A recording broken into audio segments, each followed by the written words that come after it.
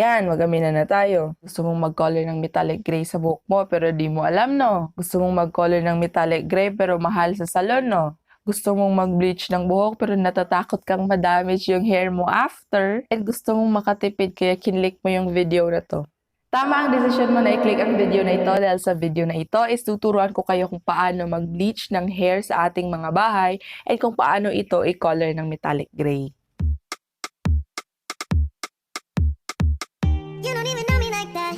Ayan, so what is up you guys, it's your good Maya. We're back again with another YouTube video, and for today's video, as you guys can see from the title down below, this will be your ultimate guide to bleaching your hair at home and coloring it metallic gray. So ayan, kung matagal na kitang tagapagsubaybay, you do know how much I love coloring my hair. So ayan, I actually have like a lot of hair coloring videos sa aking channel. So if gusto nyong matuto kung paano magkulay and mag-bleach, do consider subscribing to my channel. So aside naman sa sarili ko is, marami na din akong nakulayan ng buhok and napag-bleach ng buhok.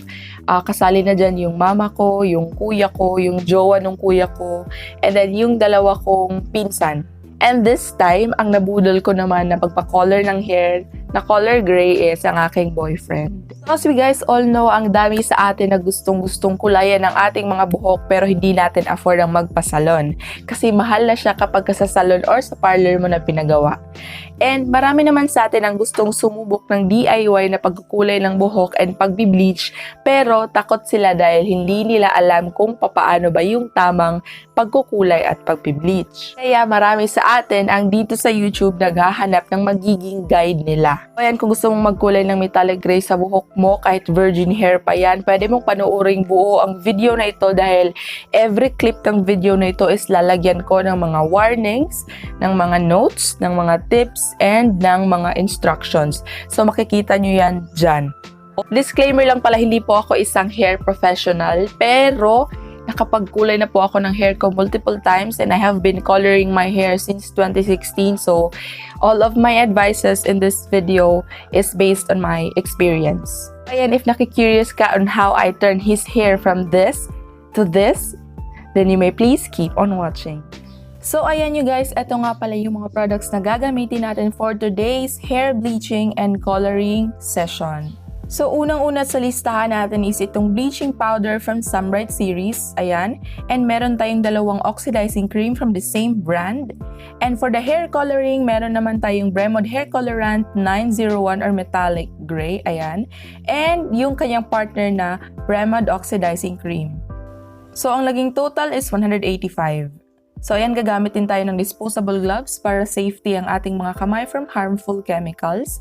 And also, dapat plastic mixing container ang ating gagamitin, hindi metal. So for our step 1, we have to mix 1 pack of bleaching powder with 1 bottle of oxidizing cream. Dapat yung ratio natin is 1:1. So ayan yung ating mga products, i-prepare nyo lang and don't forget to wear your gloves. So ayan, una nating ilalagay ang bleaching powder sa ating mixing bowl or sa ating mixing container, and then ilalagay natin yung oxidizing cream. So in this case, ang ginamit ko is 9% na oxidizing cream. Ayan siya, ratio again is 1:1. Pwede ka din gumamit ng comb brush to mix the product or kahit anong bagay just as long as hindi siya metal. So ayan, you have to mix it until the powder is dissolved. And if done mixing, you may now start bleaching process.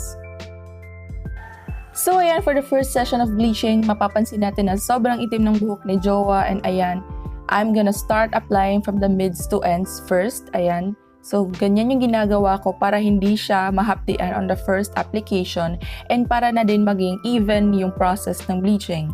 So ayan, hinay-hinay ko lang nilalagay and evenly kong dinidistribute yung product sa kanyang buhok. So ayan, to make sure na walang magiging allergic reactions, do conduct a skin test first para na din sa safety nung pag-applyan mo ng bleach and hair color. Ayan. Also, consider na bilisan ang pag-bleach ng iyong buhok, especially if makapal yung buhok na binibleach mo. This is to make sure that ang pag-bleaching mo is even and hindi maging patchy yung kanyang result. Dahil kapag ikaw ay hindi naging mabilis sa pag-bleach, Diyos ko da, yung ibang parts naglighten na, yung ibang parts black pa din. Highs. And kung marami pa din namang mga products na natira, don't forget to apply it evenly sa hair. Ayan, ilagay mo na yan lahat, huwag ka nang maging kuripot dahil maya-maya makikita mo din naman yung result niyan. So ito natira is gagamitin pa natin siya sa second session. So ayan, don't forget to also cover your hair with a cling wrap, plastic, or shower cap. This is to make sure kasi na nasa-speed up yung oxidation process nung bleach sa iyong buhok. Ayan. So sa mga nagtatanong kung normal lang ba yung hapde or yung konting kirot sa hair, the answer is yes, normal lang po iyan sa pagbe-bleach. So ayan, after 25 minutes, ito na yung naging result ng bleaching sa kanyang buhok. Nasa level 6 to 7 na siya. I-rinse lang natin to gamit ang tubig and gagamit tayo ng blow dry to dry his hair faster. So ayan, binoblow dry ko lang yung kanyang hair dahil kapag ka nag-a-apply tayo ng bleach, we have to make sure na dry ang buhok and hindi siya basa. Hala siya, excited yarn. Ayan, punta Tayo sa ating step 2 or second bleaching. So ayan, since kulang pa yung ating mixture, magmi-mix ulit tayo ng bleaching powder and oxidizing cream. So ayan, 1:1 ulit yung ating gagamiting ratio. Ayan. So ayan, may mixture na tayo. Ilalagay na ulit natin to sa kanyang hair for our second session. Don't forget to wear your gloves. Ayan, for safety purposes. So ayan, this time ang ginagawa ko is ina-apply ko na siya from roots to ends. And lahat ng parts is nilalagyan ko evenly. And yung mga parts na need ng more lightening is fino-focus ko siya. Ayan. So we have to apply it just like how we did in the first session. Ayan, so maghintay lang tayo ng mga 25 to 45 minutes bago natin i-rinse yung ating hair using water only. Ayan. So pwede ka ding mag 3rd to 4th bleaching kung hindi mo pa siya nagustuhan. Or kung hindi mo pa na-reach yung level 10 na blonde. So ayan, ika-cover mo ulit yan.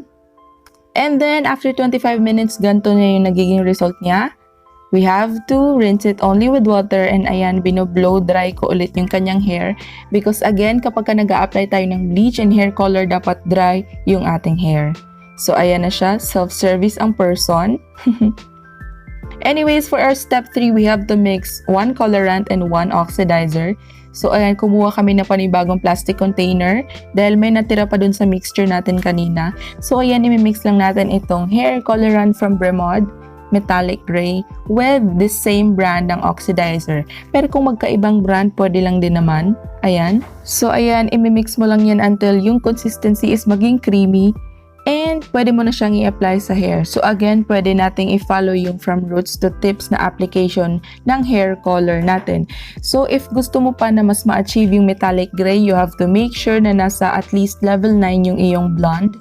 So ayan, pwede kang mag 3rd to 4th bleaching. Pero sa case namin is 2 beses lang kaming nag-bleach because ayaw na niya dahil mahapdi na raw sa scalp. So ayan, nilalagay ko lang sa buhok niya and then I have to wrap it again with some plastic. Ayan, before rinsing. Don't forget to also throw your garbage dahil chemicals yan. Ayan, so hindi pa to yung final na result kasi basa pa yung kanyang hair. Mag-iiba yung kulay niya kapag na dry na siya. So ayan, self-service ulit sa pag-blow dry. So excited na si person. Ayan. And for our final result, ayan na yung naging hair ni Jowa. Nasa darker shade ng gray tayo. If you want it to be lighter, pwede ka pang mag 3rd to 4th bleaching. Ayan. And eto, dapat di mo siya sinashampoo para hindi mag-rinse off yung color.